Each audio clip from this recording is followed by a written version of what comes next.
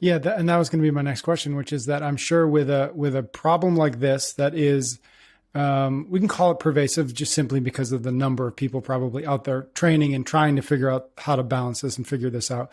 That technology, with all its wonder, would step in and say, "Oh, we can solve this problem." What does that? I mean, I know that there are technologies out there are companies out there, at least saying that that's actually what we're trying to solve for. So, what does that look like? What does the landscape of available technologies look like now? And are we getting close to actually being able to answer some of these $1 million questions? Mm-hmm. Yeah, that is where a lot of these wearable technologies come into play. They're trying to find these biomarkers that better predict where the person is on this spectrum from functionally overreaching to overtrain.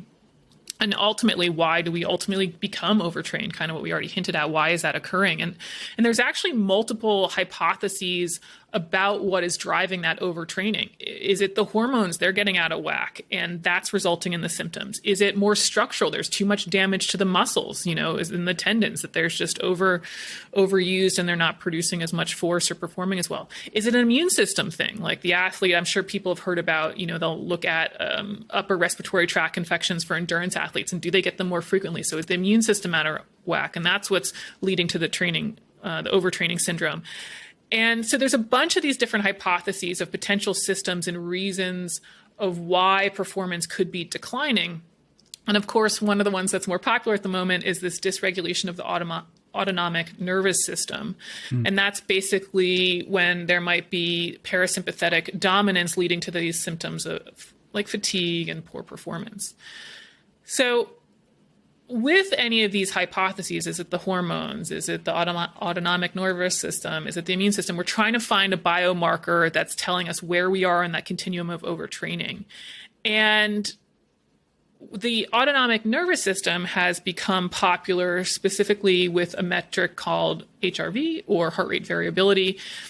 And I just want to make it clear before we get more into depth of looking at that we're looking at one potential marker of an entire system, which may be contributing to overtraining syndrome, because there could be other things going on. It might just not be the nervous system. It might be hormones. It might be too much muscular damage, et cetera. So, I just want to put it kind of in the context of there's a lot of different factors and ideas of what's really driving what here. But that said, HRV is trendy. I don't know if that's the right word. There was a lot of talk about HRV and measuring it, and as it relates to recovery, as it relates to measuring the autonomic nervous system. So can we maybe dive into that and look at what the research says about HRV and the value of it? Totally. And I'm not an autonomic nervous system expert. I just want to provide enough context here to be able to give context to the research on performance, which I think I can speak to a little bit more. But, the nervous system is responsible for setting one's heartbeat. And there's a Schaefer paper in the show notes from 2017, and I'm going to paraphrase here a little bit, but I just liked it a lot. A healthy heart is not a metronome. And that the oscillations of a healthy heart are complex and nonlinear. A healthy heart's beat-to-beat fluctuations are best described by mathematical chaos, and the variability of nonlinear systems provides the flexibility to rapidly cope with an uncertain and changing environment. And so in way too simple terms, what this is saying is more variability between the heartbeats is good. And so that when HRV increases, your heart is more adaptable to potential stressors. And that when HRV goes down, this is bad. Now, of course, there's limits to this. More HRV isn't always better, but that's the general premise here, that if your heart rate variability is decreasing, the system is not ready to cope with these unchanging and stressful environments, which would be performance, right? High level performance. And this is the general philosophy of why we'd be looking at HRV for performance. Now, as we always do in these 20 to 30 minute podcasts, we're just going to wave through a bunch of research because I do want to get to the performance data.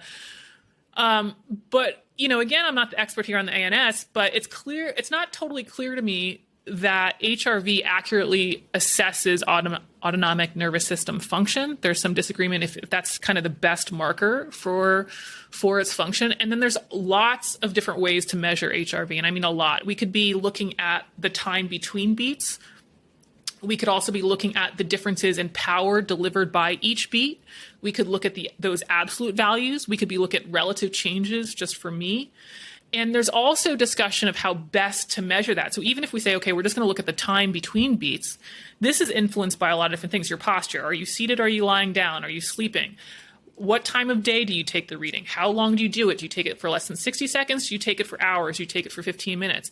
Is there an external stimuli like light that could affect it? Where are the sensors on the body? Are they on their wrist? Are they around the chest? It goes on and on. And then there's even variability in just mathematically how you figure out what this difference is. Are you looking at each value each day independently? Are you taking an average of them and looking at a trend? Are you looking at the standard deviation? I mean, I'm just trying to convey that, like, there's been a lot of research that's done that's trying to figure out how the heck are we going to measure HRV and how the heck are we going to do it in a reliable way? And when I say reliable, I don't mean that it's predicting performance the best. I mean that we can reproduce this the best accurately every time we freaking take this measurement. That if the person wakes up and we forget to tell them to go pee first and they have a full bladder, that's going to affect HRV, right? So there's just been a lot out there. And again, this is where these short podcasts don't really necessarily do all this justice. But from what I can see, that they've kind of settled on as of now is the consensus is this sort of this rolling average of the difference between values of your heartbeat.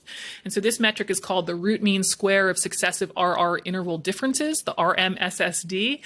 And basically we'd be looking at kind of what happens over, let's say, 7 days. And that if my trends or if my day's measurement is too out of whack from the last kind of trend line, then that's going to be an indication for me that my heart rate variability has changed significantly enough.